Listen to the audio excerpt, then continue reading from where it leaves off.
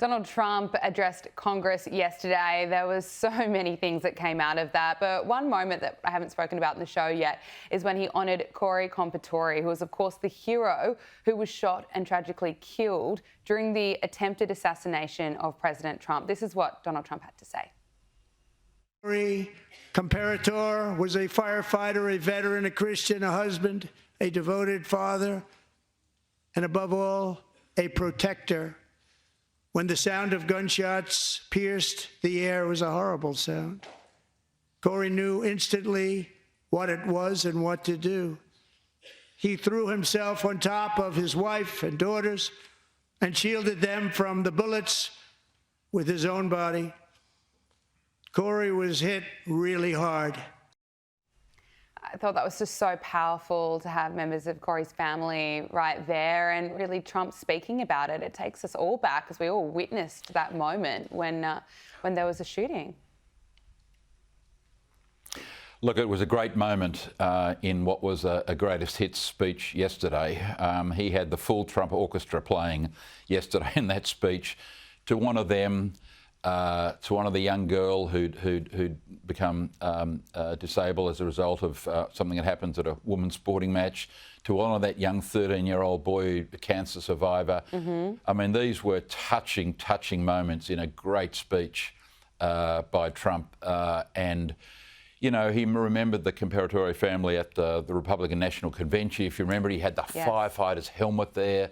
I mean, that was a very, very, very powerful speech yesterday, which would have got great plaudits throughout America. It was just sad, wasn't it? I mean, to see those pathetic Democrats with these holding up these lollipop signs. I mean, it was just pathetic. What a terrible sight that was. If you're a Democrat supporter and you had to watch Pelosi and you know, Hakeem Jeffries and these other losers sitting there with nothing to say. I mean, it was a very memorable performance by Trump. Obviously, he's got his critics. Some things he tends to exaggerate. Well, he's a showman. That's Trump. But there were touching moments, and as you say, that was certainly one of them, Gab. Absolutely. And look, you mentioned the Democrats. They were absolutely pathetic, and just they had so many opportunities where they could have clapped, they could have stood up, showed where, you know, they wanted to show solidarity, but they're too self-absorbed. But if you listen to Rosa DeLurio, she had this take on what Donald Trump had to say. I found the speech to be vengeful, revengeful, and instead of being lifting the hopes and the aspirations of people of the United States, of how we move forward as the great nation that we are, what the vision for our future was. It devolved into just vindictiveness and self-adulation on behalf of Donald Trump. It did not address the issue of unchecked billionaires like his friend, ally, and Elon Musk. It was not a speech befitting a great world leader or a great president of the United States. Just when I thought they couldn't possibly get any more miserable, they managed to. What did you make of that?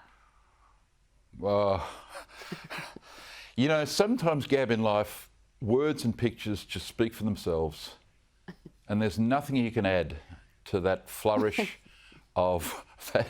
There's nothing you can add. You just watch that and you think, oh my goodness. I mean, that is the Democratic Party today. That so performance, right? That speaks for itself. And you watch that and you think to yourself, no wonder the Democrats lost. You look at the coalition that Trump's putting together, right, in over the last few years. Big tech, always on the side of the Democrats. He's dragged them over to the Republican Party. Big business, you know, disowning the Democrats, now coming towards Trump. Most importantly, the working middle class, the great working middle class of America, who want strong borders, they want law and order, they don't want sanctuary cities, and they don't want their dollars wasted. And one of the things the Democrats are most upset about, most vengeful about, is the fact that Elon Musk is uncovering all of these rabbit holes where Democrats were paying money, employing other activists and Democrats all across America, tens of thousands of them.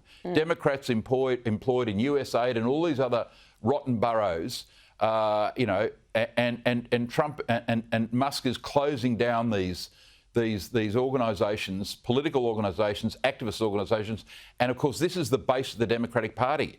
Political activists paid for by the government. Well, Trump and Musk are closing these loopholes.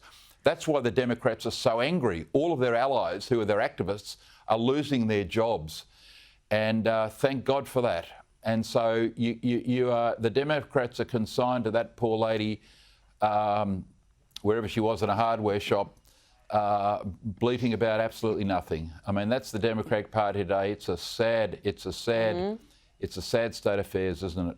Look, I agree with you, and we're not the only ones. Except she didn't have the lollipop. She should have had the lollipop. You need the lollipop. Stephen Colbert had something to say about the lollipop. Let's take a look. Barked out one appalling claim after another, but don't you worry. The Democrats came ready to fight back with their little paddles, okay? That is how you save democracy, by quietly dissenting or bidding on an antique tea set. It was hard to tell what was going on. I'm just kidding. That was very cool, Democrats. In fact, I made my own sign. It's brilliant. Try do something. Maybe try do something. But no, the Democrats have made themselves a laughing stock right around the world. Well, they have. I mean, you look at what Trump's doing, right? Now, let's say this is a guy prone to exaggeration, but he's a negotiator. So he starts out with position, C, and works his way back to position A. That's what he does. He overreaches and works his way back. Everything's a deal.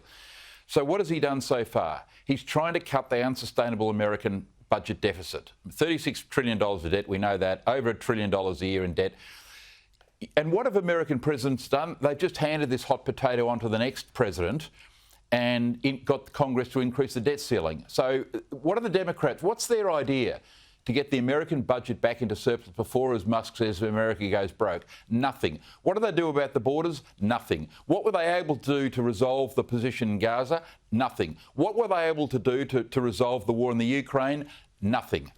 What were they able to do to those countries who put tariffs on Americans' goods but don't have goods coming to America with tariffs? Nothing. The American economy and American society was just slowly fading into oblivion until Trump's come along. Now, I don't particularly like the way he and Zelensky have warred, but there's method in his madness. Yeah. So all of these things Trump's doing, he's trying to quickly stop America bleeding to death.